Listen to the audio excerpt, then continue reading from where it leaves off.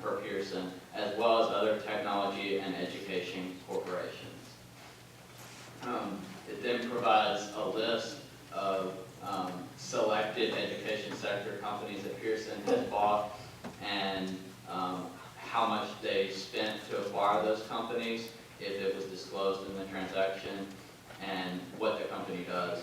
And several of the companies that were purchased were actually purchased at far above market value because they provided and had a customer base here in the United States that was vast that Pearson could tap into and take advantage of. So one last thing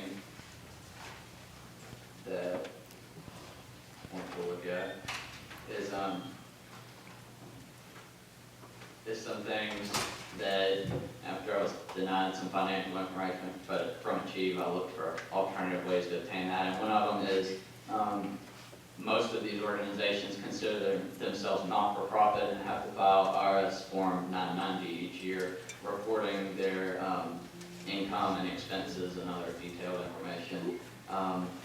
It is interesting too that if I back up to this, a lot of these companies, like ETS for example, is a not-for-profit company.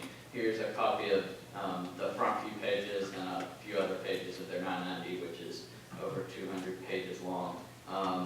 And on their first page, it summarizes their total income for 2011 and their total expenses, because 2011 is the most recent one available. In 2011, they had total revenue of slightly over $1 billion, and they had expenses just barely over $1 billion, meaning they only netted $26 million, even though they took in $1 billion. And so that kind of was confusing. Why are they spending exactly what they're taking in? So then I did a little bit of research, scrolled further down, and on about page 50, there's a list of their trustees, most compensated employees, directors, stuff like that. They have listed trustees whose salaries range average from $30,000 to $60,000 a year, who they put on this form that they work 1.5 hours a week. But so I looked and found a list of ETS's board of directors, and their board of directors directly matches the list of their trustees, and I'm almost positive they're not supposed to pay their board of directors.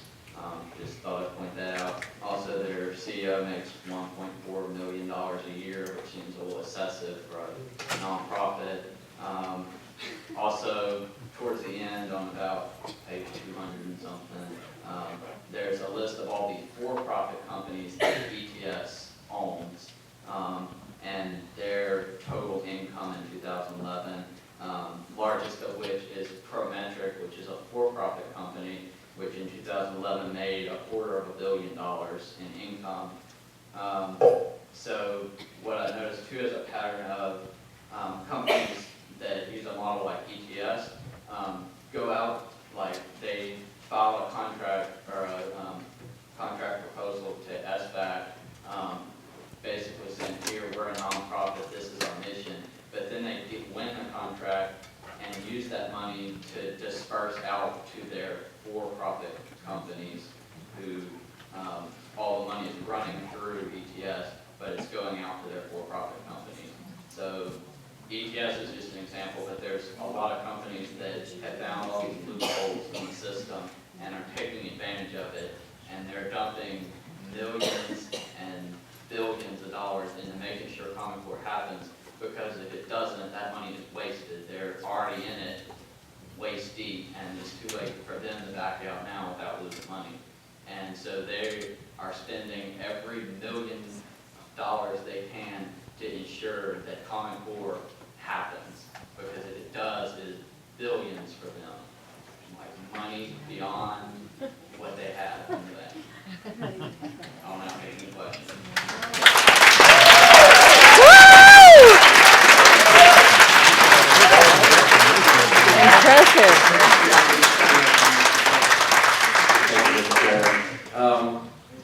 Most young people your age are frightened to get in front of a classroom and give a book report, and you're in front of the General Assembly and you've done an excellent job. So I just want to applaud you on how well you've done. The first, and I want to correct you on one thing, you said you're a future citizen. Well, that's wrong, you're a current citizen of Arkansas. The question that I have, and you kind of alluded to it there at the end in your research, looking at this, how much does Microsoft, obviously Bill and Melinda Gates, they looks like a good $100 million they've invested in this. As an investment, for a return on investment, how much do they stand to make in all this purchase of technologies? Well, part of it is companies like Microsoft, Apple, IBM, Dell, name any tech company that sells computers, makes computer software, hardware, anything, they will benefit no matter what, because like it was addressed earlier, each school is going to have to purchase some sort of electronic device for each student, in the case that each one would have to be simultaneously testing. So they make the devices so it's a good business choice for them to support Common Core because it will result in increased sales in the education market for them. So they're incentivized to since you're talking about business, would I be, as an investor, would it be wise for me to invest in this Pearson company as well? Actually, when you listen back to most of their conference calls, investor conference calls, over the past few years, in each one, they have always touted something about, oh, we got this new contract with Park, we got this from SBAC, or we bought this new textbook company, this, that. They know that they're going to make billions. Two more questions for you. The first one is you mentioned your experience with the geometry. How would you compare your experience with the geometry under the Common Core this year versus last year? Thinking back over the last year, to summarize it, essentially what happened in geometry class is our teacher no longer elaborated on things and here's the concept and here's how you do it, and it was no longer felt like instruction. The lessons went more like here's some handouts and here's this packet, and we're going to explore the concept, and there was no direct instruction saying, here's how you do it, this is the way that you need to learn because this is going to benefit you. It was just kind of a casual, confusing, self-discovery type. Yeah, kind of there was a lot of examples on the board and group stuff. There was no solid instruction. And so was that grades reflected that. I can tell you guys that. And that was going to be my thought. With you and your classmates, you felt that it did not, it wasn't the best way to teach the material. Actually, I have a classmate here, and he can tell you the same thing, that it was not learning at all. We did not learn geometry. Okay. And then the last question I had for you is, do you know what you want to be when you grow up? I think you have a very bright future. I don't know. Politics, maybe, right? All right, thank you, Mr. Chairman. All right, Representative Alexander.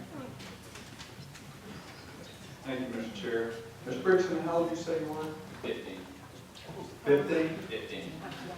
Well, I just turned 62 this week, and I'd like to be you when I grow up.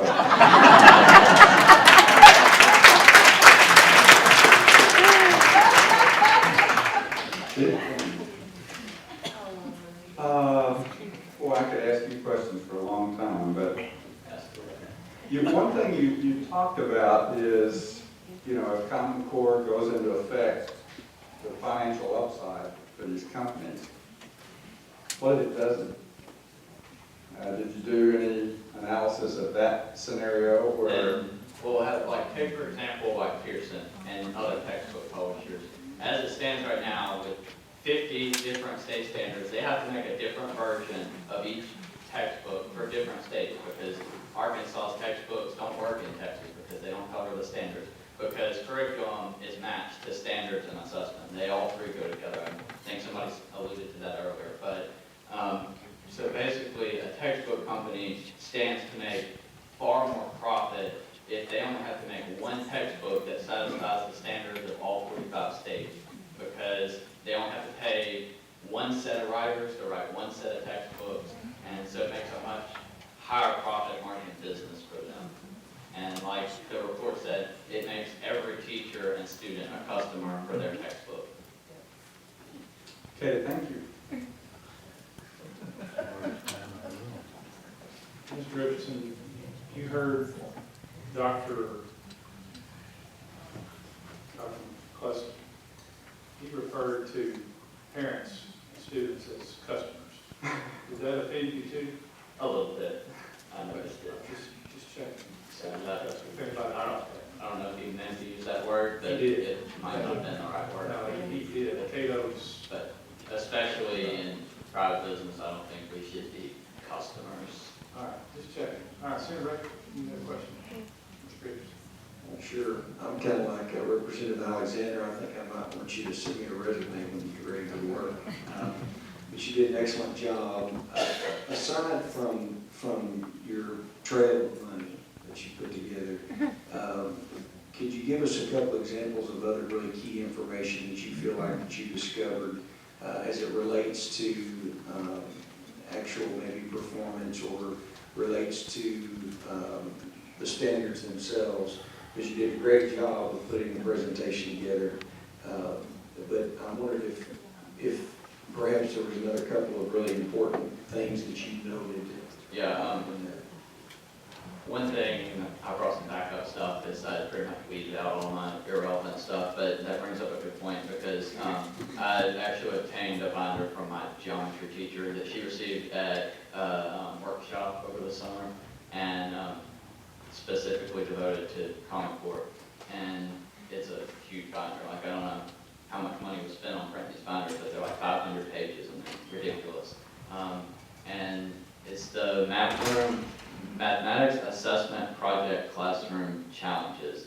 And it covered geometry and Algebra 1. And on the cover page, it of course says this development would not have been possible without the support of the Bill and Melinda Gates Foundation. But that aside, I read through parts of the binder and selected one lesson. And this lesson specifically tells the teacher that what they should do when they teach this lesson is assign a task the day before as either an in-class assignment, which would be a total waste, or homework, which would still be a waste, because it tells them to assign something they haven't taught yet the day before they teach it, and have students do this assignment that they don't know how to do, clearly don't know how to do. And it even goes as far as saying students should not worry too much if they cannot understand or do everything, because you will teach a lesson using a similar task which should help them, which makes no logical sense. Why can't you just teach me and then make sure I know it? Then explain to the students that by the end of the next lesson, they should expect to answer questions such as these. This is their goal. Well, why can't the goal just be, you tell me, you went to college to learn, so you tell me what I'm supposed to learn, and then you can give me some sort of assignment to ensure that I learned that information, and then in 2 weeks we'll have a little quiz over it to make sure you retain that knowledge. But instead we have to do stuff that we intentionally don't know how to do to prove that we don't know how to do it, and then have a lesson on how to do what we didn't know how to do, and then have an assignment making sure we knew, making sure we remember that what the teacher taught that we didn't know how to do. There we go. That's how much sense it makes. And Yes, in fact, I think I'm beginning to think after nearly 8 hours of testimony on this that one of the greatest failures that I see in this whole effort with Common Core is there's been a lack of common sense. Yeah.